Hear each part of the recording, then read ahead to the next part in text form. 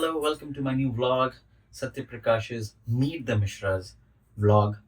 I hope आप सब ठीक होंगे और जो भी मेरे व्यूअर्स हैं, very good afternoon to you all. मेरे पहले के व्लॉग्स में आपने सुना है कि मैं एक तबला टीचर हूँ, मैं तबला सिखाता हूँ। बट तबला है क्या? मैं बहुत जगह ट्रैवल करता हूँ, इवन इंडिया में। अब्रॉड तो आप भूल जाएं।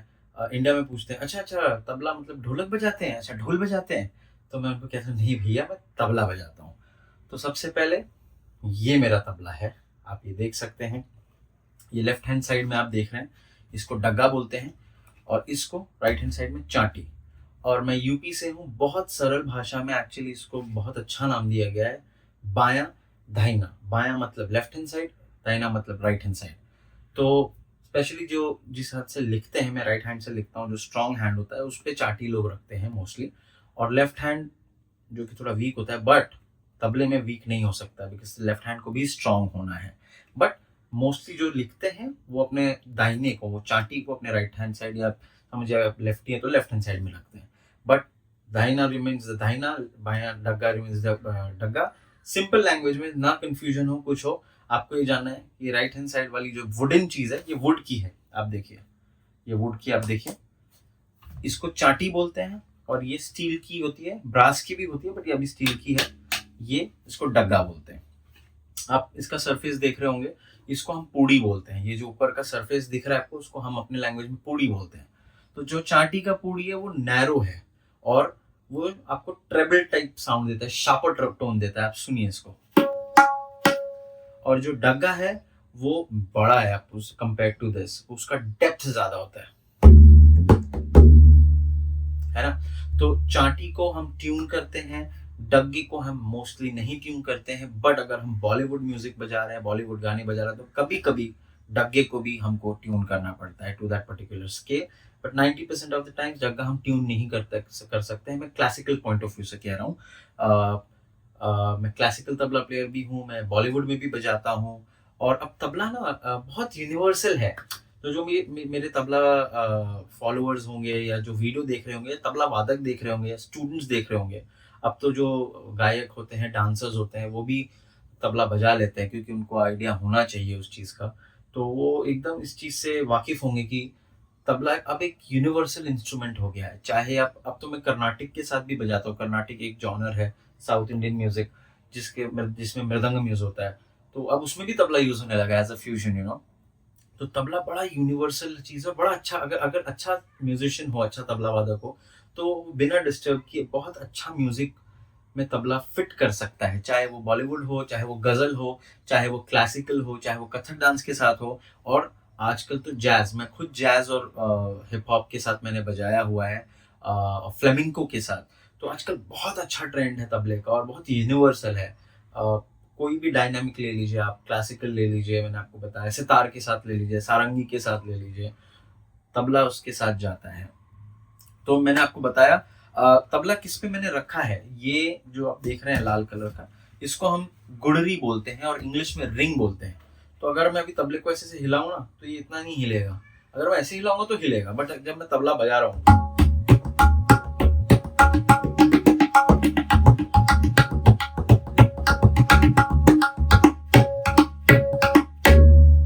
तो तबला हिल नहीं रहा है। तो आपको रिंग रखना जरूरी है। तबला हम ऐसे रख के नहीं बजा सकते नीचे, है ना। तो ये रिंग गुड़री जो है बहुत इंपॉर्टेंट है तबले के लिए। और तबला का वर्ड आया कहाँ से? ये एक फारसी शब्द है, ये एक अरबिक वर्ड है। तो वहां से इसकी उत्पत्ति हुई है। अरबिक वर्ड में इसको एक इंस्ट्रूमेंट कहा जाता है।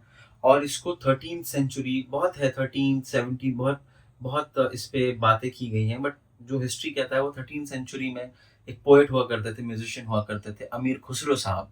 उन्होंने पखावज, जो कि मेरे पास अभी है, बट अगर आपको देखने की इच्छा होगी तो do comment in the comment section. मैं आपको नेक्स्ट टाइम अपने किसी ब्लॉग में जरूर पखावज दिखाऊंगा। तो पखावज को पखावज ऐसा होता है। तबला मैंने भी ऐसे बजाया ना स्ट्रेट हाथ से, वो ऐसे साइड वेज से बजाते हैं। तो उसको काट के बनाया गया, वो एक ड्रम की तरह दिखता है, और जो एक्चुअल ड्रम होता है, तो उसको काट के अमीर खुसरो साहब ने तबला को बनाया। और तबला, वैसे तबला वर्ड फारसी शब्द है, बट है ये नॉर्थ इंडियन इंस्ट्रूमेंट।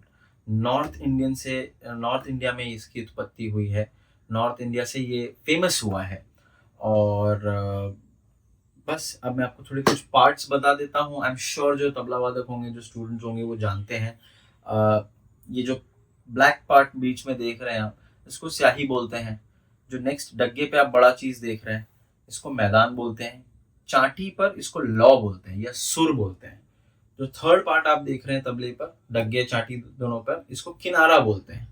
जो फोर्थ लेयर आप देख रहे हैं, ये जो फोर्थ लेयर दिख रहा है, इसको हम गजरा बोलते हैं। और अगर आप देखेंगे भी, गजरा एंटेंगल्ड होता है ना, तो ये भी एंटेंगल्ड है एक दूसरे के अंदर, आप देख सकते हैं। ये देखिए, ये देखिए।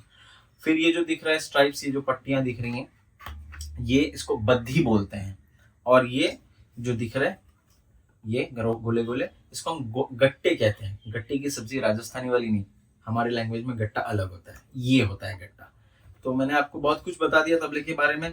अगर आपको और जानना है कि तबले, मेरे पास तबले कितने हैं, तबले कौन कौन से सुर के होते हैं, सुर मतलब टोन होता है, तबले को कैसे, देखिए हर ये जो चाटी है ना, इसमें मैंने आपको कहा कि मिलाया जाता है। तो बहुत सारी चाटियां हैं मेरे पास, और हर एक टोन की है, हर एक ट्यून की है। इसको मिलाते कैसे हैं, किस चीज से मिलाते हैं, इसको एक सुर है, एक इसका टोन है, इसकी आवाज है। तो एक हर जो एक स्केल होता है, उसमें तबला हम ट्यून करते हैं। तो वो कैसे ट्यून करते हैं, ये किस चीज से बनता है, तबला कैसे बनता है, अगर आप ये सब जानना चाहते हैं तो मैं अपना नेक्स्ट व्लॉग में जरूर उसको बनाऊंगा। बट आपको उसके पहले कमेंट करना पड़ेगा और हिट करना पड़ेगा लाइक बटन, और स्मैश करना पड़ेगा सब्सक्राइब बटन, ताकि मैं आपको और व्लॉग्स बना पाऊँ मैं आप लोग के लिए, और मेरे व्यूअर्स को मैं बता पाऊँ तबले के बारे में। और ऑफ कोर्स मेरे शोज होते हैं, मैं अपने नॉर्मल जिंदगी के बारे में भी बताता हूँ। बट मैंने स्पेशली सोचा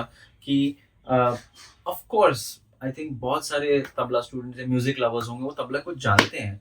बट जो कॉमन इंसान देख रहा है, वो तबले को किस एंगल से देखता है, कि यार सिर्फ बजता है, वो क्या है, उसकी सोच क्या है, उसका साउंड एक्चुअल कैसा आता है। तो मैंने सोचा इसलिए छोटा सा एक वीडियो बनाऊं आपके लिए।